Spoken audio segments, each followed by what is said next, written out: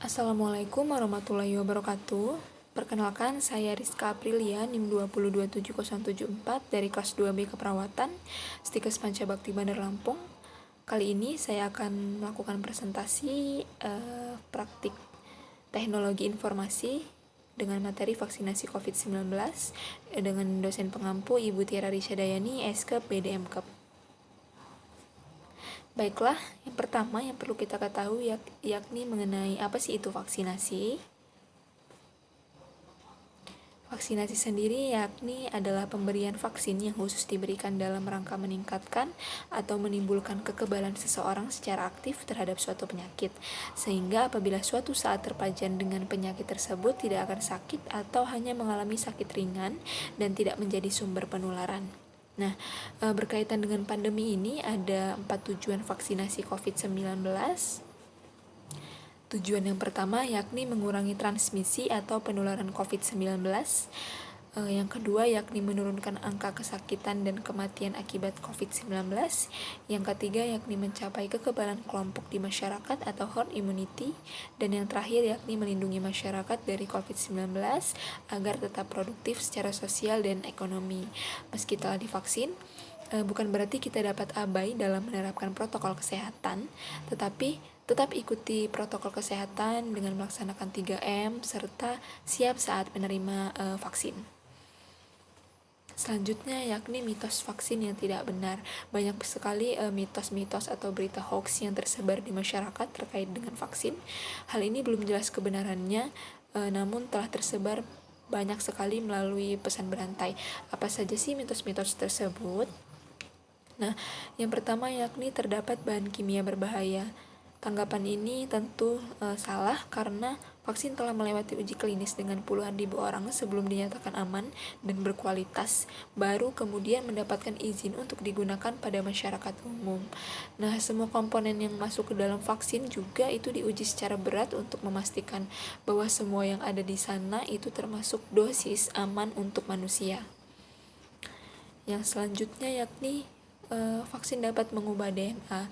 Tanggapan ini tentunya salah juga karena tidak mungkin vaksin mRNA dapat berubah menjadi DNA sel manusia karena mRNA itu sendiri berfungsi untuk menginstruksi tubuh membuat protein agar tubuh menjadi kebal terhadap virus. Nah, mitos-mitos ini cukup membuat heboh di masyarakat saat pemerintah tengah gencar menggalakkan program vaksinasi, padahal vaksinasi sendiri itu dilakukan sebagai salah satu upaya dalam rangka mengatasi pandemi. Selanjutnya yakni tahapan vaksinasi COVID-19. Tahapan ini dibagi menjadi 4 tahapan. Tahapan yang pertama yakni vaksin diberikan kepada petugas kesehatan seperti dokter, perawat, bidan, dan tenaga kesehatan lainnya. Kemudian tahapan kedua yakni vaksin diberikan kepada petugas publik seperti tentara, aparat hukum, dan petugas pelayanan publik. Kemudian tahapan ketiga vaksin diberikan kepada masyarakat rentan seperti masyarakat yang padat penduduk dan di zona merah. Kemudian tahapan yang terakhir yakni vaksin diberikan kepada masyarakat lainnya sesuai dengan ketersediaan vaksin.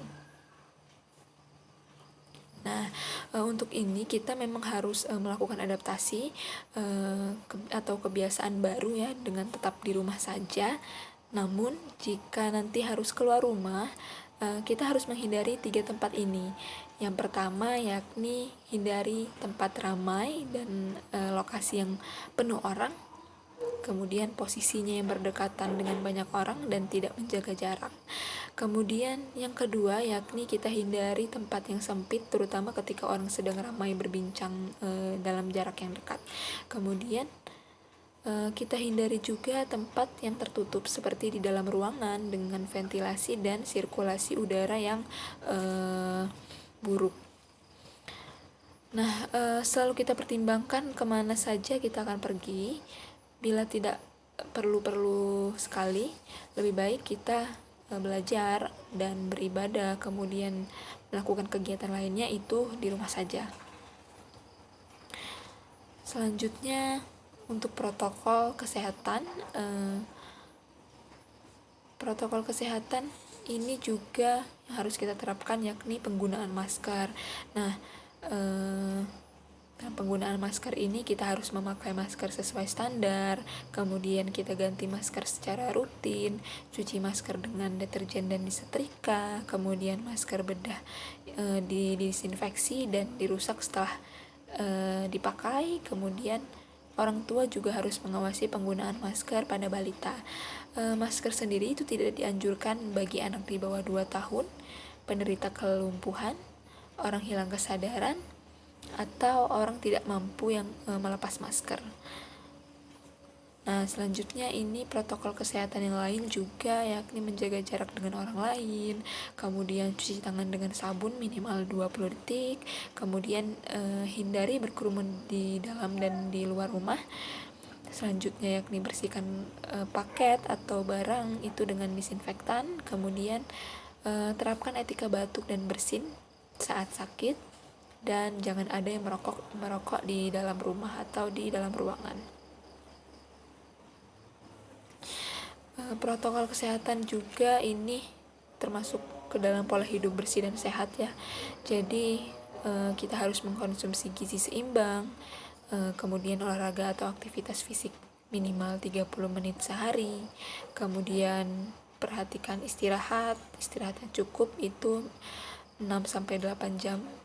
Kemudian mengelola stres, gunakan jamban yang bersih dan sehat, mandi dan bersihkan diri minimal itu 2 kali sehari, kemudian ganti pakaian sebelum kontak dengan keluarga di rumah. Nah, stigma negatif kepada penderita COVID-19 sendiri itu muncul di tengah masyarakat ya. Jadi hal ini itu dapat membuat orang enggan jujur atas kondisi kesehatannya dan menyulitkan kontak tracing. Jadi mari bersama-sama kita hindari stigma dengan tidak mendiskriminasi atau mengucilkan penderita COVID-19 dan juga tenaga kesehatan. Jadi kita lawan virusnya dan dukung penderitanya. Baiklah, saya rasa cukup sekian praktik teknologi informasi dengan materi vaksinasi COVID-19. Semoga dapat bermanfaat. Sekian, saya akhiri. Wassalamualaikum warahmatullahi wabarakatuh.